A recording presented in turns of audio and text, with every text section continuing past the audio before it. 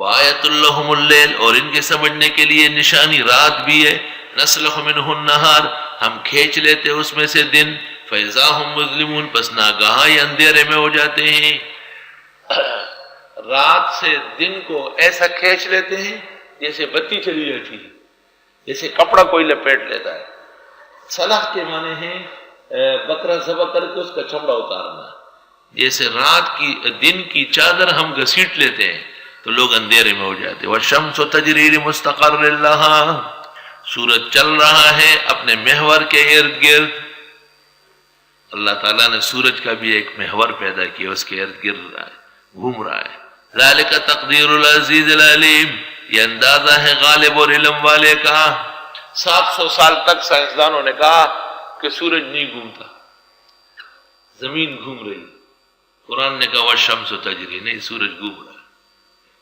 700 سال بعد سائنسدانوں کا اس وقت پوری دنیا میں اتفاق ہوا ہے کہ سورج گھوم رہا ہے، لیکن بہت تیز گھوم رہا ہے، پکڑنا اس کی حرکت بہت مشکل ہے۔ اس لیے سائنسدان کی مثال اس بچے کی ہے جو ایک بات جانتا ہو، دوسری سے ناواقف ہو۔ اس لیے سائنسی تحقیق کو علماء قرآن کی تفسیر سمجھنا غلط سمجھتے ہیں۔ سائنس آئے دن کی بدلتی رہتی ہے، اور پھر ایسی صورت میں لوگ سمجھیں گے کہ قرآن کی تفسیر بدل گئی۔ جن بزرگوں نے ایسی کوشش کی ہے ان کی کوشش پسند نہیں کی گئی ہے، کیونکہ سائنس انسانی تگدو اور خدمت کا نام ہے، آئے دن کی بدلتی رہتی ہے۔ یہ تو کہہ سکتے ہیں کہ اس زمانے کے سائنس نے اس قدر موافقت کر لی، لیکن یہ کہنا کہ عین یہی قرآن کہہ رہا ہے، یہ بالکل غلط ہے۔ اور اس سلسلے میں مشہور مفسر مصر کے حکیم جوہر طنطاوی تفسیر جواہر القرآن 16 جلدوں میں لکھی ہے، بہت بڑی تفسیر ہے۔ یہ تفسیر اس اعتبار سے تو بہت اعلیٰ ہے کہ سارے جہان کی سائنس لیبارٹریاں اور ان کے تجربے اور سائنسی تحقیقات اور معلومات کو عربی زبان میں ڈال کر علماء کو واقف کرایا، کیونکہ بوجہ انگریزی نہ جاننے کے بیشتر علماء ان کے جاننے سے محروم رہتے۔ یہ خدمت تو حکیم جوہر طنطاوی کی جلیل القدر اور واجب التعریف ہے، لیکن انہوں نے سائنسی تحقیقات کو قرآن کی آخری تفسیر قرار دے دیا۔ جامعہ ازہر میں حضرت شیخ استاذ مولانا یوسف بنوری کی ملاقات حکیم جوہر طنطاوی سے ہوئی، تو حکیم نے پوچھا کہ حضرت نے میری تفسیر دیکھی ہے؟ فرمایا میں نے دیکھی۔ کہا کس طرح ہے؟ کہا بالکل غلط ہے۔ اس نے پوچھا کہ کیسے غلط ہے؟ تو مولانا نے کہا اس پر آپ مکالمہ مقرر کریں۔ مکالمہ شیخ الازہر دکتور عبدالحلیم محمود کی نگرانی میں مقرر ہوا، اور حضرت مولانا نے کھڑے ہو کر اس کے یہی اسی پہلی حیثیت جو میں نے بتائی کہ انگریزی علوم کو، سائنسی تحقیقات کو عربی میں منتقل کر کے علماء کے لیے سہولت پیدا کی، اس کی تعریف کی، لیکن فرمایا کہ حضرت آپ نے سائنسی تحقیقات کو تفسیر قرآن بنایا، جبکہ سائنسی تحقیقات آئے دن بدلتی ہے۔ آج جو تحقیق ہے 500 سال پہلے اور تھی، اور 500 سال بعد جو آئے جو بالکل علیحدہ ہوگی۔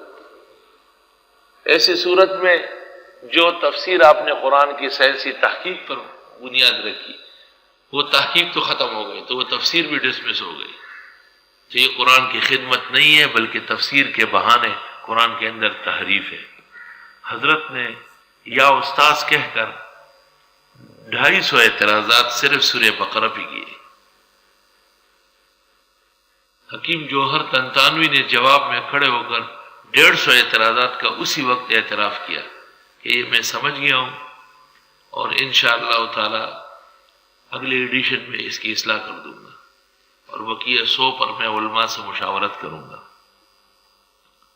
اور حضرت مولانا جب ان کو سمجھاتے تھے تو وہ کہا کرتے تھے الآن افہم منک معنی ھذا الحدیث، اس حدیث کا مطلب پہلی مرتبہ آپ سے سمجھ میں آ گیا۔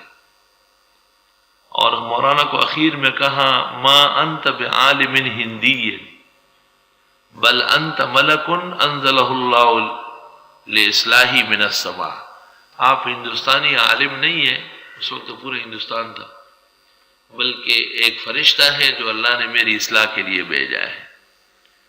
والشمس تجری لمستقر لها، سورج گھوم رہا ہے اپنے محور کے گرد،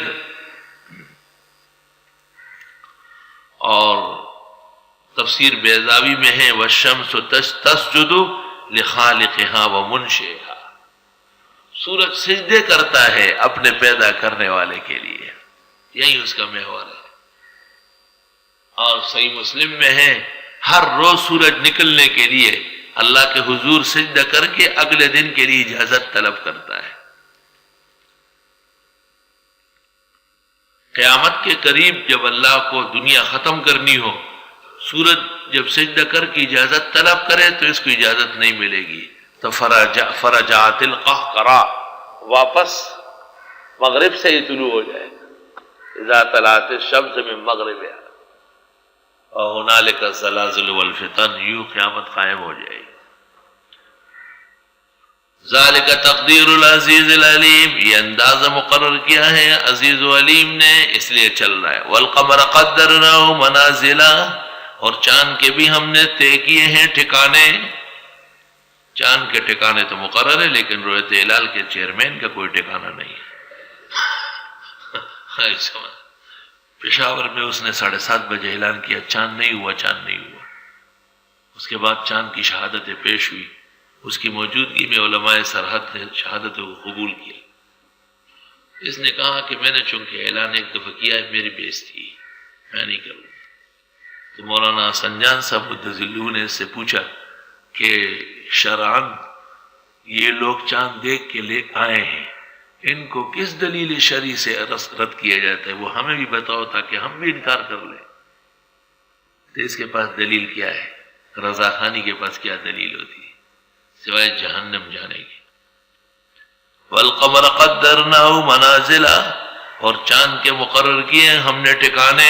ہمارے علماء کا اس وقت اتفاق ہے کہ اعتکاف کے لیے ایک دن پہلے بیٹھنا ہوگا اور عید بعد ایک روزہ قضا کیا جائے گا۔ علماء حق، علماء دیوبند کا صوبہ سرحد سے کراچی تک تقریباً اتفاق ہو گیا، اس لیے اس کے خلاف کی ضرورت نہیں ہے۔